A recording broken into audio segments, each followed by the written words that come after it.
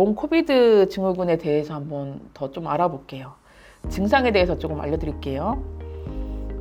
호흡곤란 또는 숨가쁨, 피로 또는 피곤함, 신체적 또는 정신적 활동 후에 악화되는 증상, 운동 후 권태감이라고도 할 수 있고요.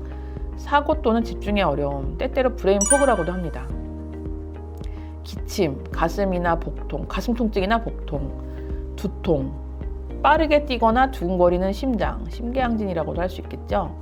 관절 또는 근육통, 바늘로 찌르는 듯한 느낌, 설사, 수면 문제, 발열, 서 있을 때 어지러움, 현기증, 그리고 피부 발진도 있을 수 있다고 하고요. 기분 변화, 우울이나 불안과 같은 기분 변화, 냄새나 맛의 변화, 월경 주기의 변화, 이런 증상들이 다양하게 조합해서 경험할 수 있다고 해요.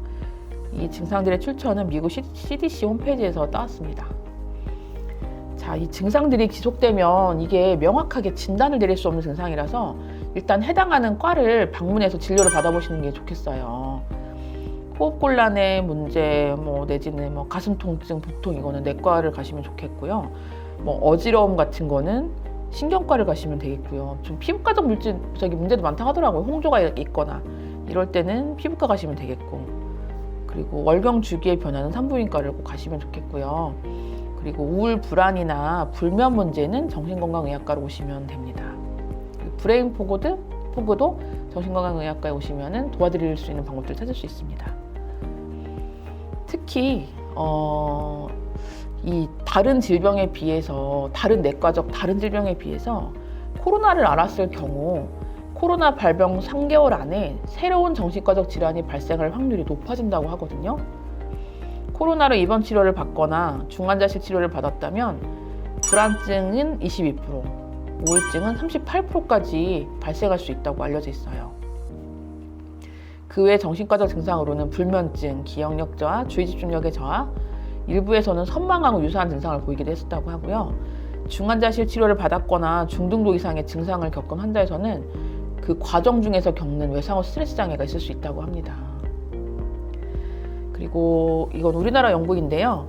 코로나에 걸리면 수면 장애를 겪을 확률이 3배가 증가한다는 연구가 있어요. 2020년에 분당 서울대병원 연구에서 2020년 코로나 PCR 검사를 받은 성인 30만 명, 그중에 양성은 7,000명이 있었거든요. 이 사람들을 분석했더니 코로나 확진 판정을 받은 적이 있는 사람은 그렇지 않은 사람에 비해서 불면증을 겪을 확률이 3.3배 높았다고 하네요. 이 수면장애는 잠이 들지 못하는 그런 인면의 문제, 그리고 중간중간에 자주 깨는 수면 유지의 문제로 볼 수가 있는데요. 깊은 잠을 잘 못 자고 꿈을 많이 꾼다는 느낌이 있거나, 나는 주변에서 내가 잠을 잤다고 하는데 나는 아침에 일어났는데 잠을 안 잔 것 같고 피곤하고 두통이 심하다면 수면의 질이 저하된 것으로 봅니다. 이 수면의 문제는요, 치료하지 않고 그냥 내버려 둔다면은 결국 면역력이 또 떨어져요. 다른 질환에 걸릴 수 있게 되고요. 고혈압 발생률이 되게 높아집니다. 그리고 만성적인 불면을 겪으신다고 하면요, 몇 개월, 몇 년 이상의 만성적인 불면을 겪으신다면 결국 우리 뇌의 부피가 줄어들게 돼서요, 치매에 이완될 확률을 높입니다. 그래서 이 수면장애는 그냥 쉽게 볼릴 문제는 아닌 것 같습니다. 또 드물지 않게 나타나는 후유증으로 브레인 포그라고들 많이 이제 말씀하시는데, 브레인 포그는 코로나를 앓고 나서 머릿속이 안개 낀 것처럼 멍한 느낌이 들면서 기억력이나 집중력이 감소하는 현상이 지속되는 것을 말합니다. 잠깐 그런 게 아니라 일주일, 한 달 이렇게 좀 지속되는 걸 말해요. 미국 연구에서는 코로나 완치자 중에서 22에서 23%가 급성 후유증으로 브레인 포그를 겪었다고 하네요. 급성 후유증으로 한다면은 낫고 나서 한 달 이내, 짧은 기간 내에 생기는 거예요. 5명 중에 1명이 생긴 거니까 꽤 높은 것 같아요. 또 독일 연구에서는 이 브레인 포그가 시간이 지나면서 개선되는 것으로 봤어요. 그래서 기억력은 6개월, 주의력 저하는 9개월이 지나면 개선되는 것으로 전망을 했어요. 그래서 시간이 지나면 좋아지긴 하는데 6개월, 9개월이 또 짧은 기간은 아니잖아요. 수험생이거나 공부하는 학생이거나 아니면 진짜 고시 공부 중이시거나 이러면 타격이 없을 수가 없어요. 제가 이전에 영상에서 그 미라클 브레인 푸드 영상을 만든 적이 있는데요. 거기에서 이제 ADHD와 같은 집중력에 좋은 음식이나 영양소를 소개해드린 적이 있거든요. 한번 참고해 보셔도 좋을 것 같고요. 그래서 제가 이번에 이 브레인포그가 기다려보면 된다고 하고 딱히 어떤 제시되는 약물이 있진 않더라고요. 그래서 우리나라 식약처에서 허가한 건강기능식품 인정 원료들을 한번 찾아봤더니 테아닌이라고 하는 녹차에서 추출된 원료가, 이 성분이 기억력 개선과 긴장 완화 효능을 인정받았더라고요. 그래서 구글링을 해서 한번 논문들을 좀 찾아보니까 2019년에 일본 논문에서 테아닌 투여 후에 언어 유창성과 실행기능은 뭐냐면요, 한 몇 단계를 거쳐서 해야 하는 조금 복잡한 일을 처리하는 능력이거든요. 이 언어 유창성과 실행기능 점수가 향상되는 결과가 있었다고 해요. 네이버를 또 그냥 우리나라에서 얼마나 많이 판매되고 있나 네이버를 한번 검색해 보니까 국내에서 테아닌은 건강기능식품으로 이미 판매를 되고 있고 한 45,000건이 검색이 되더라고요. 쉽게 구할 수 있는 영양제였습니다. 논문에서는 하루에 200mg 투여 후에 인지기능 향상 효과가 나타났다고 하고 있는데요. 영양제들 보니까 400mg, 600mg 꽤 높더라고요. 그래서 굳이 높은 용량 드실 필요는 없겠고 하루에 200mg 정도만 투여해도 이 브레인포그에 좋은 효과가 있지 않을까 생각합니다. 그리고 이제 우울 불안과 같은 기분의 문제가 짧게는 한두 달, 길게는 12개월까지도 생길 수 있다고 계속 얘기를 드렸는데, 이 우울 불안과 같은 기분의 문제는요, 각 지자체 보건소에서 이미 코로나19 심리지원 서비스를 제공하고 있어요. 코로나 초기부터 이 코로나19 심리지원 서비스를 제공하고 있는데요. 전국번호 1577-0199 24시간 운영하거든요. 여기로 전화 주시면 거주 지역 정신건강복지센터에 코로나 심리지원팀의 상담을 받으실 수가 있고요. 간단한 정신건강 평가를 받으실 수 있습니다. 이 정신건강 평가를 통해서 우울불안 정도가 심하다면 지역에 있는 정신건강의학과 의원 진료를 연결받으실 수 있을 거예요. 서울시의 경우에는요, 2015년부터 서울시 마음건강 검진 사업을 시행하고 있고요. 지금 아마 제주도도 한 몇 년 전부터 같은 이런 마음건강 사업을 하고 있는 걸로 알고 있어요. 이 서울시 내 마음건강검진의원으로 지정된 신청해서 허가를 받은 그런 지정된 정신건강의학과들이 있는데요.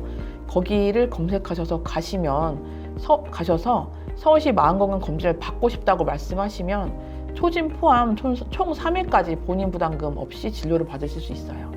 물론 그 지역의 정신건강복지센터에 이 서울시 마음건강검진을 받고 싶다 이렇게 문의하시면은 해당 지역에 어떤 의원으로 가셔야 될지 알려주실 거예요. 그리고 이 심리지원 서비스 통해서 만약에 병원 가실 정도의 우울불안이 아니라고 만약 얘기를 듣는다면은 또 제가 소개해드리고 싶은 건강기능식 영양제가 있거든요. 여러 가지가 있는데 그냥 좀 간단하게 밀크시스라고 유산균 2가지를 좀 추천해드리고 싶어요. 밀크시스는요, 옛날에 이제 들판 어디든 나가면 이제 키가 1m 넘게 어른 키만큼 이렇게 자라는 엉겅퀴라는 식물이 있거든요. 잡초인데요. 이 엉겅퀴는 줄기를 자르면은 하얀색 끈끈한 우유 같은 액체가 나와요. 그래서 밀크시슬이라고 부르고요. 이런 식물인데 이 밀크시슬에서 추출된 실리마린, 얘는 간보호제로 우리나라 식약처에서 인정을 받는 건기식 원료거든요. 근데 실리마린도 나오는데 실리비닌이라는 물질도 나오거든요. 이 성분도 있는데요. 이 밀크시슬에서 추출된 실리비닌이 세로토닌 시스템을 조절해서 우울감을 줄여준다고 합니다. 그리고 유산균은 제가 앞에 브레인푸드 그 영상 중에서 설명드렸었는데, 뇌장축이 있잖아요. 브레인, 갓, 엑시스가 있어요. 그 뇌장축에서 장 기능을 조절해서 정서 개선 효과를 나타내는데요. 제가 한번 사용해 보니까 개인적인 경험으로는 불안감 개선에 되게 효과가 많더라고요. 유산균을 처음에 드시는 분들은 좀 배가 아프고 화장실을 가게 되고 하실 수 있어요.